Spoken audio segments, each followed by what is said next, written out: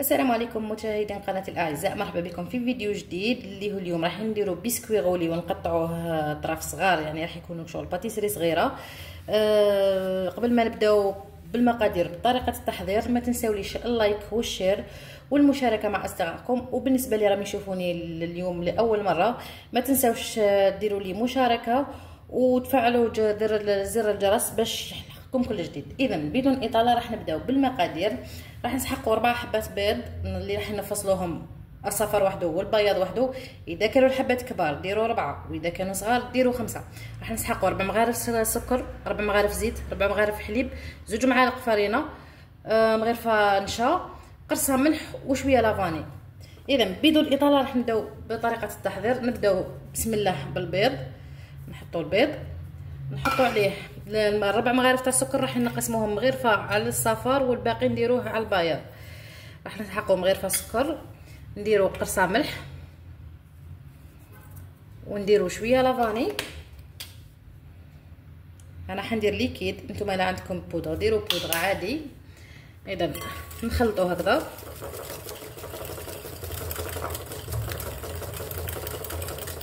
نخلطوا حتى شوفوا السكر شويه ذاب ولا الكولور تاعو شويه بياضت.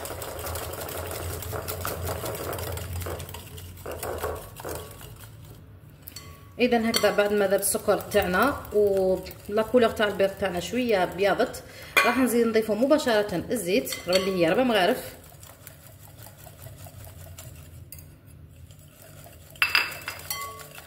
الحليب تاعنا اللي هو 4 مغارف كيف كيف،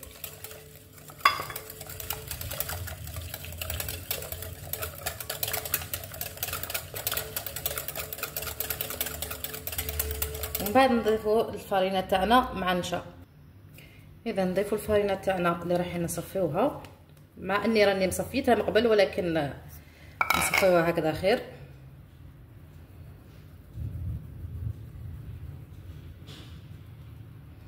نزيدوا النشا تاعنا. الطريقه تاعنا هذه مش راح نديروا فيها لا لوفور، راح تكون هكذا. اذا هكذا نخلطوا.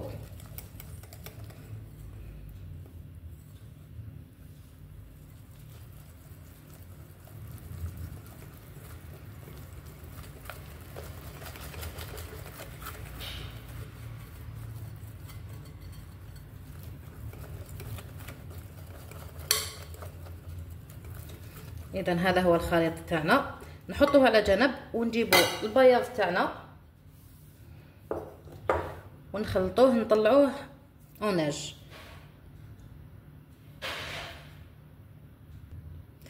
اذا البياض تاعنا نديروا له قرصه ملح، نديروا ملعقه من السكر، ونبداو نخلطوا فيه. انا راح نحبس باش ما ندير لكمش الحس ونعاود نرجع لكم. اذا في هذه المرحله راح نزيدوا الملعقه الثانيه من السكر ونكمل نخلط. نضيفوا اخر ملعقه من السكر ونكملوا نخلطوا حتى نحقوا القوام هذاك تاع اللي يدير لو باك دوازو. اذا كي نرفدوا الباتور تاعنا راح يدير لنا هذا واسمو لو باك دوازو. كي نحقوا لهذه المرحله نعرفوا باللي لا مورينغ تاعنا هذه ولا بياض البيض تاعنا راهو واجد. كي نقلبوا اليم تاعنا فوالا راح يقعد هكذا. هذا معناها راهو جاهز. اذا نروح نجيب اون سباتول ونرجع لكم. اذا نرجعوا للخليط تاعنا الاول، نديروا فيه شويه من بياض البيض هكذا ونخلطوه.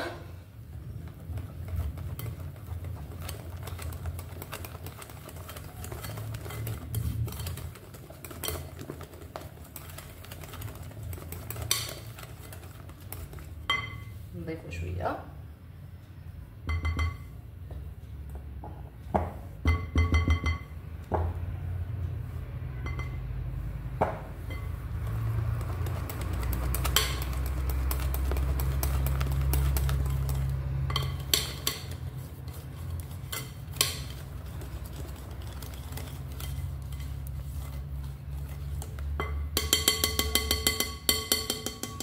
في هذه المرحله راح نحكموا كل ما تبقى لنا هذا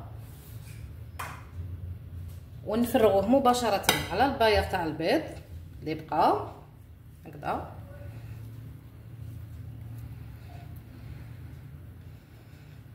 اذا قلنا لاغوسيت تاعنا اسهل ما يكون، اللي هي 4 بيض، 4 مغارف سكر، 4 مغارف زيت، و4 مغارف حليب، 2 مغارف فارينه ومغرفه نشا، باش ما نعاودو نذكروكم بالمقادير. انا اليوم راح ندير زوج، راح ندير وحده غوفاني وراح ندير وحده غو شوكولا. اذا بعد ما فرغنا كاع نبداو ندوروا فيه غير بالعقل، ونسيو ندخلوا الهواء في العجينه تاعنا غير هكذا بالعقل، ماشي كما كنا نخلطوا بالباتور. نحاولوا ندخلوا كاع بياض البيض وندخلوا الهواء بقدر المستطاع.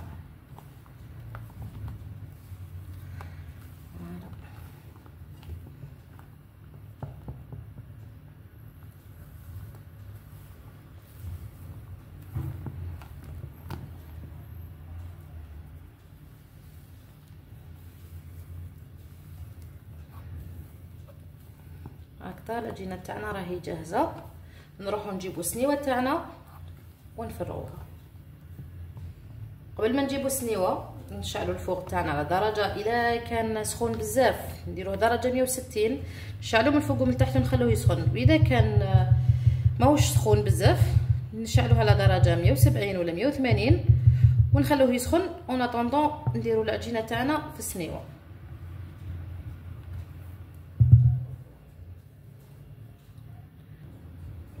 اذا بعد ما وجدنا السنيوه تاعنا نحكموها ندهنوها بالزبده، نديروا فيها ورق الطهي، وحتى هو ورق الطهي نديروا فيه الزبده.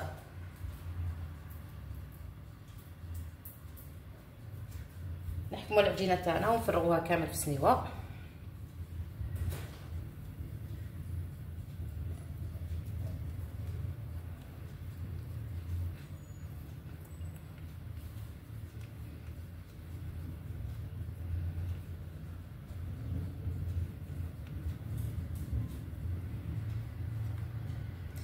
اذا الفوغ تاعنا الا درناه على درجه 160 راح نخلوه يطيب 12 دقيقه، والا درناه على درجه 170 ولا 180 نخلوه 10 دقائق. اذا نحاولوا نمشوا العجينه تاعنا كامل في السنيوه هكذا.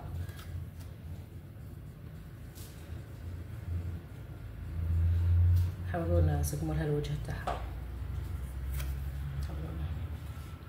لازم تكون متساويه في كاع الاطراف باش ما يجيناش عوج الكاطو تاعنا.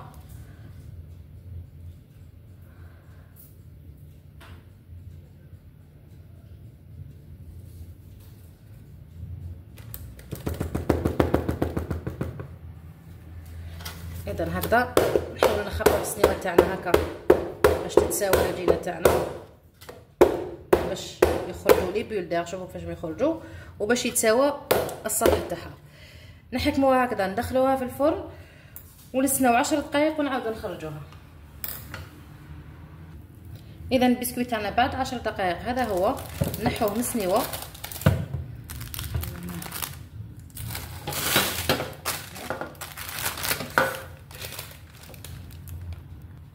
اذا بعد ما نحيناه من السنيوه نغطيوه بابي فيل ونخليوه يبرد على جنب.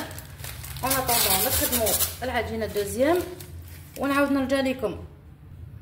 بالنسبه للعجينه تاعنا الدوزيام نقوموا بنفس الخطوات. راح نخلطوا 4 حبات بيض مع مغرفه سكر، 4 زيت و4 حليب، لكن عند مرحله الفارينه راح نديروا ملعقتين فارينه،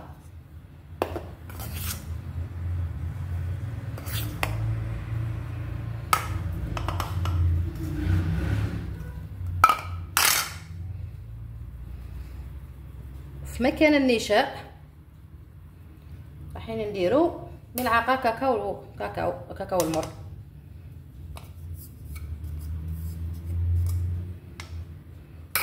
هكذا من الاحسن نصفوهم باسكو شوفوا لي كاينين اللي فيهم.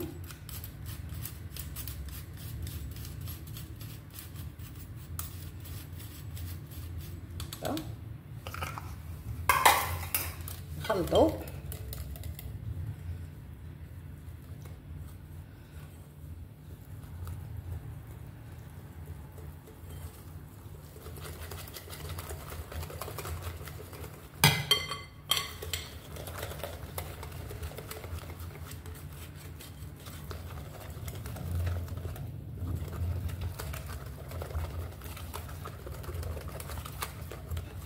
هكذا. ونفس الشيء راح نديرو شويه بياض البيض اللي كنا طلعناه، نخلطوه فيها.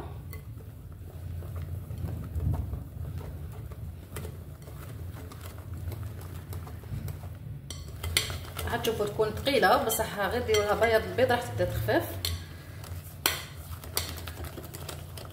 نزيدو شويه.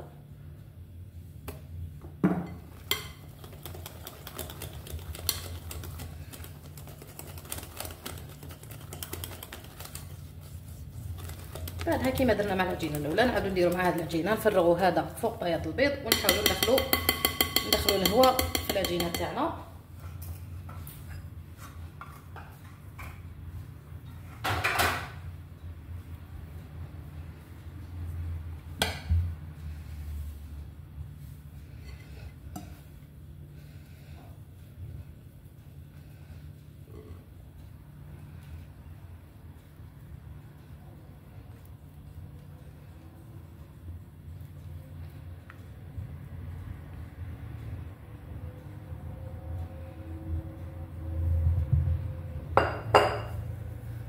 نبداو نخلطو هكذا، ندورو، نحاولوا ندخلوا الهواء قدر المستطاع في العجينه تاعنا باش تجينا خفيفه وباش تنتفخنا في الفور. على بالكم بلي ما درناش فيها لا لوفيور، سكيفي الهواء هو اللي راح يطلعها.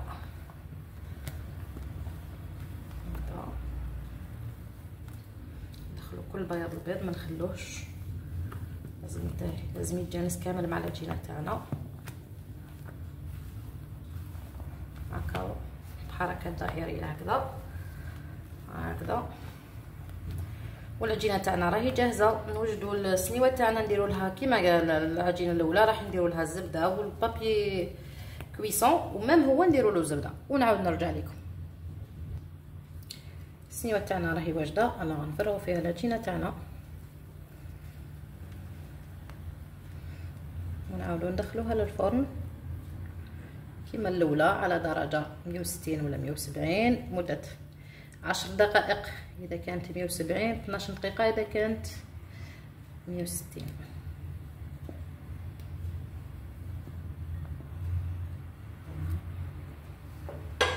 نحاولوا نوزعوا العجينه تاعنا كاع في السنيوه.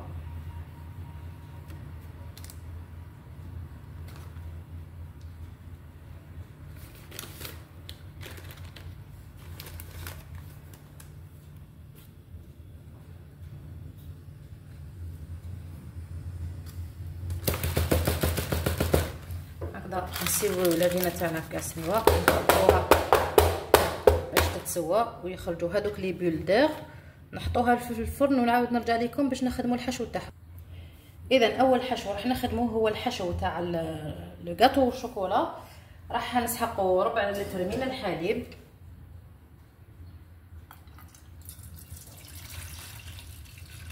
هكذا، ونسحقوا ملعقه من القهوه سريعه الذوبان او اللي هي نسكافيه، هذه سريعه الذوبان. انا ما درتش معاه، نزيد شويه. ونسحقوا ملعقتين من السكر،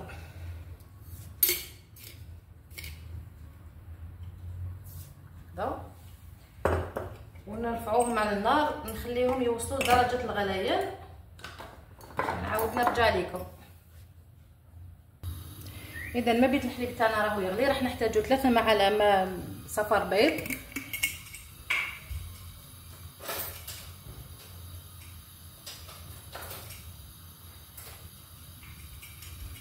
ملعقتين من السكر،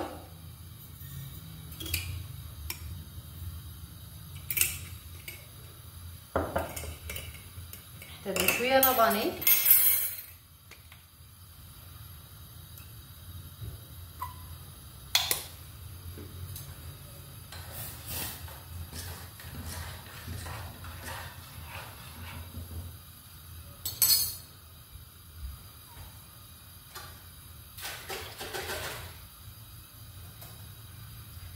نخلطهم مع بعض.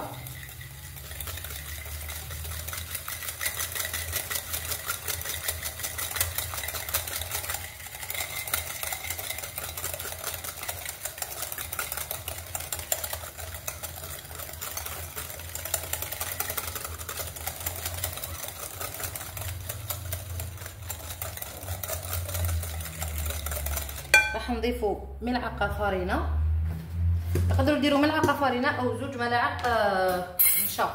انا راح ندير ملعقه فرينه.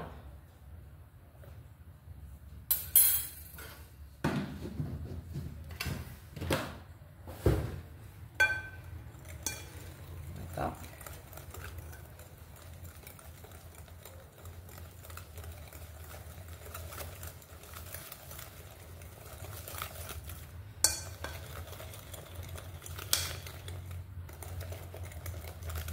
بعد ما تولي هكذا راح نجيبوا هذاك الخليط تاعنا تاع الحليب والقهوه اللي درناه يسخن، نفرغوه عليها ونخلطوه. لازم او ميم طون نفرغوه وميم طون نخلطوه باسكو باش ما راهو مازال سخون يغلي، باش ما يطيبلناش البيض. الوغ وحنا نفرغوه ونخلطوه هكا. لازم نكونوا جد سريعين باش ما يطيبلناش البيض. هكذا نفرغوا كاع الكميه.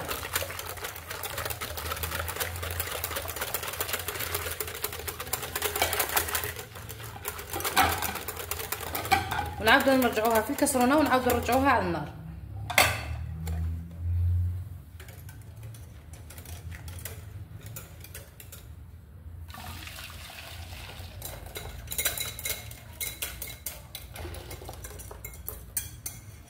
نعاودو نرجعوها على النار نخلوها تعقد ونرجع لكم.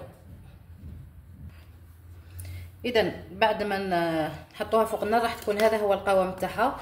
غير تشوفوها عقدت هكا وبدات تدير في هذوك لي بول، نحوها من فوق النار نضيفوا لها شوكولاته. انا درت شوكولاته نوار، نتوما كل واحد واش يحب نحطوها عليها وهي سخونه راح تذوب فيها في داخلها. واذا حبيتوا ديروها في بال ما غير تذوبوها وتزيدوها فوقها انتم احرار. انا نحطها هكا ونخليها تذوب فيها لداخل، نخلوها شويه ونعاودو نحركوها. اذا نخلطوا هكذا الشوكولاته تاعنا راهي دابت، فوالا نخلطوها حتى تتجانس كامل مع الخليط تاعنا تاع القهوه. هذا هو الحشو تاعنا الاول تاع لو غاتو شوكولا. راح نديروه في الثلاجه يبرد ومن بعد نطلعوه باش يكون عندنا قوام كريمي. نحطوه في الثلاجه ونرجع لكم. اذا الكريمه تاعنا هاي هي حاطينها هنا، نغطيوها بسيلوفان او كونتاكت. او كونتاكت معناها لو سيلوفان تاعنا يلامس الوجه تاع الشوكولا تاعنا او الكريمه تاعنا هكذا. لازم يلامس الوجه هكذا. نحطوها في الثلاجه تبرد ونرجع لكم. الوغ دوكا راح نخدموا ان غاناش باش نديروها في البسكويت تاعنا. نديرو كميه من الكريمه هكذا، ولازم لنا نفس الكميه من الكريمه تقابلها نفس الكميه من الشوكولاته. هذه راح نديروها تسخن ونعاود نرجع لكم. الكريمه تاعنا بعد ما غلات راح نديرو فيها لو شوكولا. هي بالنسبه لاكاناش لازم يكون شوكولا نوار، لازم يكون شوكولا من لا كريم اللي درناها قبيله. كل واحد والذوق تاعو. انا نحب لو شوكولا نوار صافي درت له شوكولا نوار، مي كل واحد والذوق تاعو واش يدير. مي بالنسبه لاكاناش لازم لها لو شوكولا نوار باش تخرج.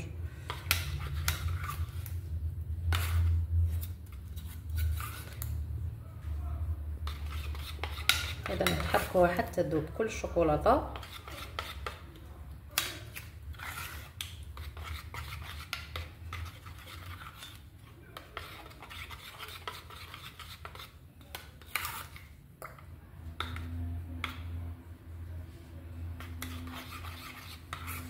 اذا نحركها حتى تذوب كل الشوكولاته تاعي ونرجع لكم.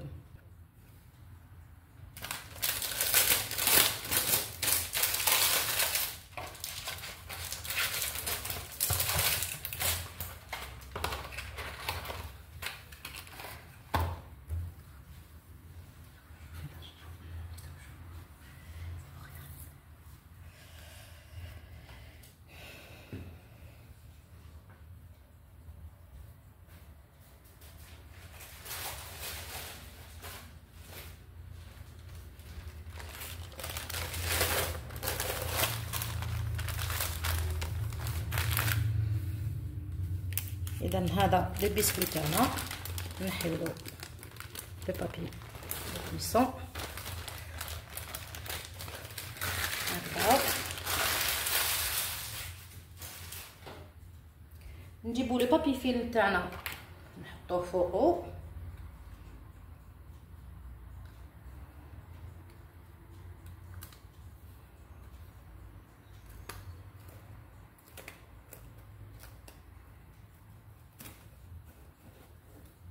هكذا.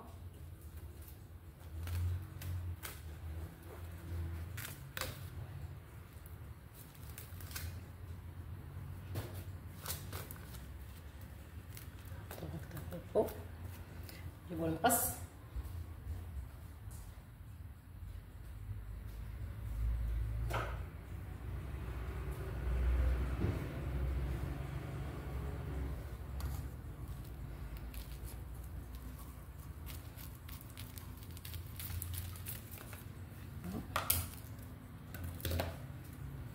نحكمو البسكويت تاعنا نعاودو نقلبو هكذا ونحطو البابي فيلم هاد الكوطي.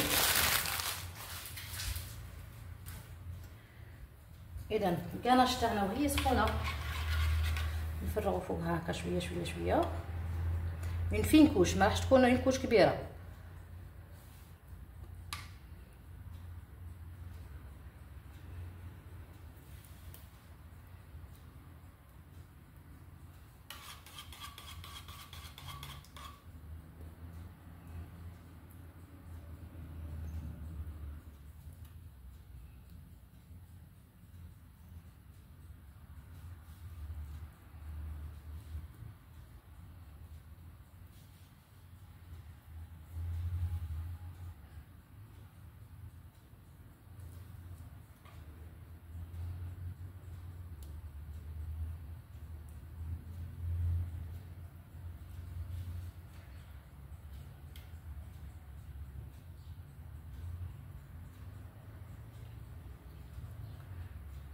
اذا هكذا ونحطوها على جنب ونخلوها تبرد. ما نحطوهاش في الثلاجه لانه اذا درناها في الثلاجه البسكويت تاعنا راح يبس ومن بعد كي نجيو نروليوه يتكسر. الوغ نحطوها على جنب ونخلوها تنشف وحدها.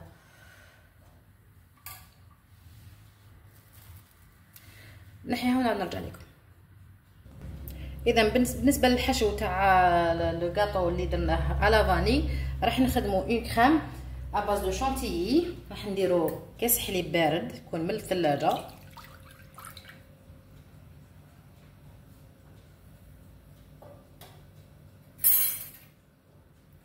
ونزيدو عليه بودر شونتيي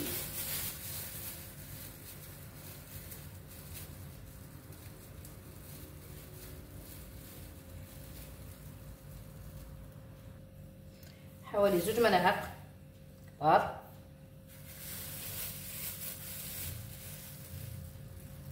هكذا ونضربها ونرجع لكم. انا باش ما نديرش عليكم الحس نقطعها ونعاود نرجع لكم. اذا هذه هي لاكريم تاعنا باش بعد ما طلعت. للامانه انا زدت ملعقه واحده اخرى تاع بودر شونتيي باش طلعت لي هكذا. اذا بدون اطاله راح نجيب الكاطو تاعي على فاني ونبداو في المونتاج تاعو. اذا هذا هو الكاطو تاعنا هاوليك.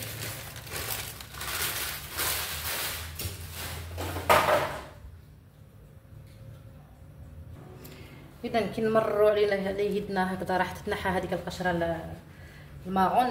نحاولوا نحيوها كامل هكذا نخلوه ابيض هكذا. اذا نقيه قدامها ونرجع.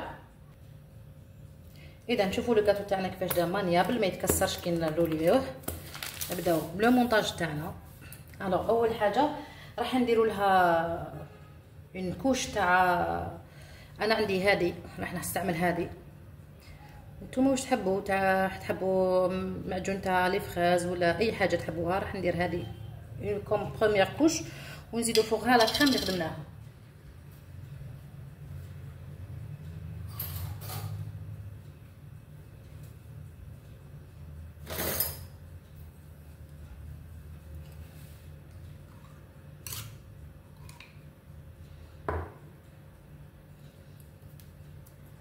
تكون شويه ثقيله، راح نحاولوا نمشيوها كامل فوقها، نديرها كامل ونرجع لكم.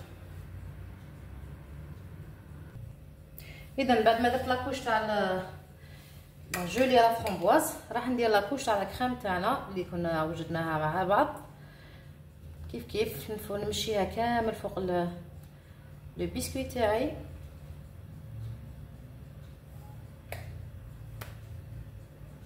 نكمل نمشيها ونرجع لكم. اذا بعد ما طلينا كاع السطح، نحاولوا نحطوا كميه هنا في الطرف هنا هكذا، ونبداو نروليو عليها هكذا.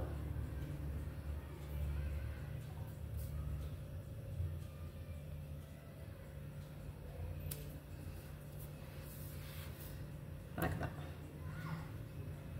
روليناها هكذا. راح نجيبوا شويه سيلوفان نحطوها فيه ونحطوها في الثلاجه تبرد باش من بعد نقطعوها، ونعاودوا نروحوا نجيبوا لا كريم تاع البسكوي والشوكولا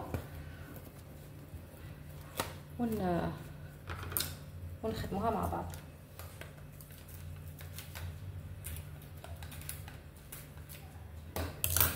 هكذا. اذا هكذا نديروها في السيلوفان تاعنا، نروليوها هكذا، نروليوها مليح، نحطوها في الثلاجه تبرد، ونعاودوا نجيبوا لو غاتو والشوكولا تاعنا ونكملوها. اذا لا كريم تاعنا بعد ما بردت، هذه هي انا حطيتها في الفريغو باش تبرد لي بالخف. نروح نجيب الباتور ونرجع لكم. اذا لا كريم تاعنا بعد ما ضربناها، هذه هي نديروها في لابوش، ونجيبوا الشوكولا الغاتو تاعنا ونبداو في لو مونتاج تاعو. اذا لي بسكوي تاعنا هاوليك، لا كريم تاعنا هذه هي. راح نحكموا لابوش، نديرو هكذا باش نقدروا نمشيوها.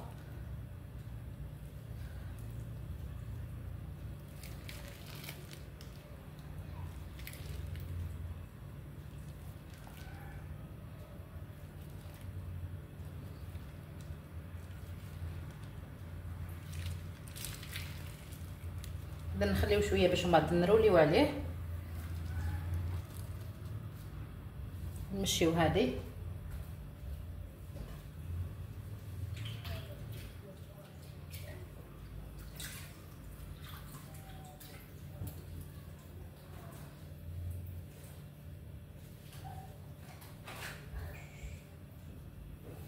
اذا نمشيو لا كريم تاعنا.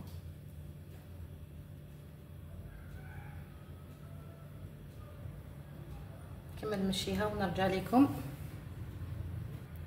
اذا بعد ما مشينا كل الشوكولا تاعنا على سطح البسكوي تاعنا، نزيدو نديرو هنايا في الطرف باش نروليو عليها هكذا.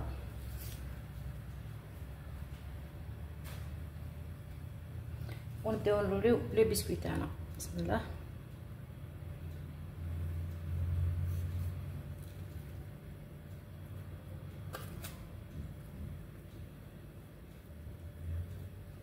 هكذا نجيبها هنا نغطيوه بلو سيلوفون تاعنا.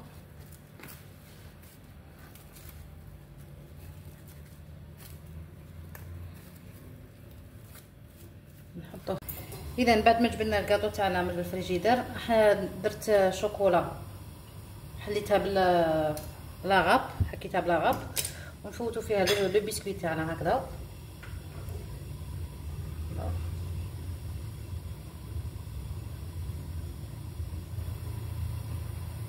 نحاولوا نعمروها كامل بها. من بعد نحكموا نقسموه طرف. اذا نجيبوا بلا تاعنا، نبداو نقطعوا في البسكوي تاعنا نحو هذا الطرف، ونبداو نقطعوهم حبات هكا تاع 2 سنتيمتر هكا. نحطوهم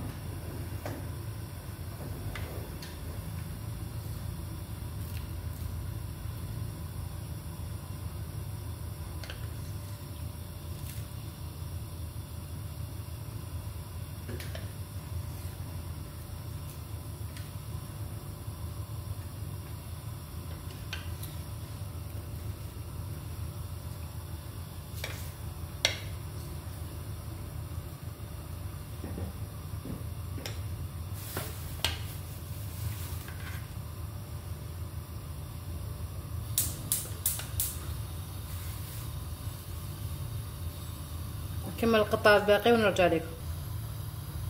اذا بعد ما قطعنا البسكويت تاعنا نجيو نشبحوه بلا كاناش تاعنا اللي قعدت هكذا.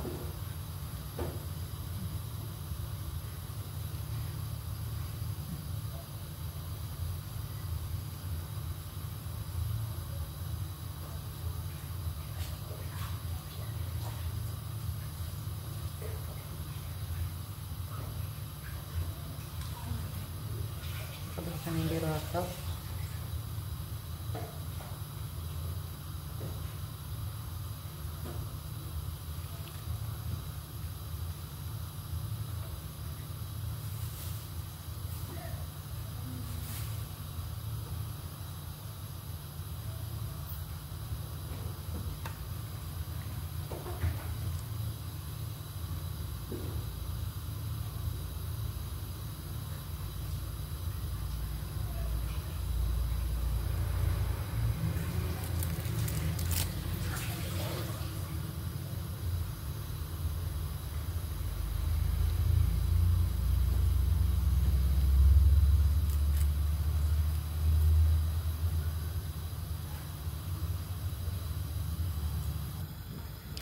اذا بعد ما كملنا لو بسكوي وشوكولا نعاودو نديرو دوكا البسكوي على فاني.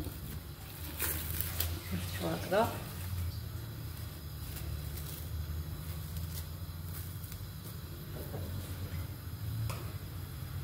نديرو له شويه من هذيك لاكريم اول مره نديرها من الجهه الفوقانيه.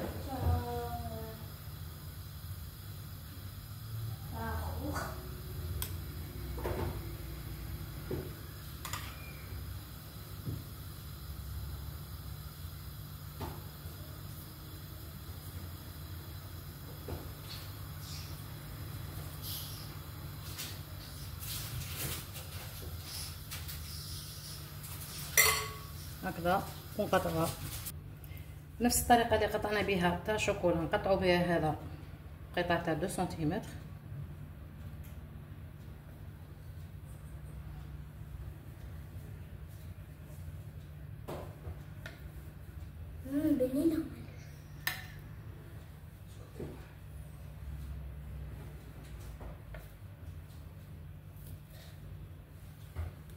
كما نقطع كاع القطع ونولي لكم.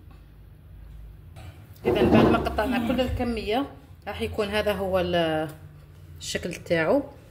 اذا نحطو شويه في الثلاجه يحكم روحو ونعاود نوليكم في الطبق التقديم. اذا لي بسكويت تاعنا لنهار اليوم هاوليك هذه هي لو ريزولطا فينال تاعو. هاوليك راح تشوفوا كيفاش راح يكون طري وخفيف ولذيذ في نفس الوقت.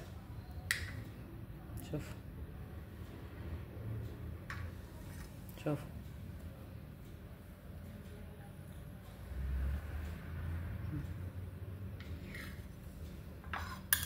لذيذ جدا صدقوني. رائحه الشوكولا والذوق تاعها روعه روعه.